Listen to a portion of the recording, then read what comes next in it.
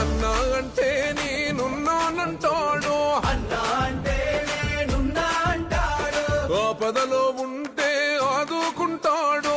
ఆపదలో ఉంటే ఆదుకుంటాడు. అన్నా అంటే నేనున్నానంటాడు, ఆపదలో ఉంటే ఆదుకుంటాడు.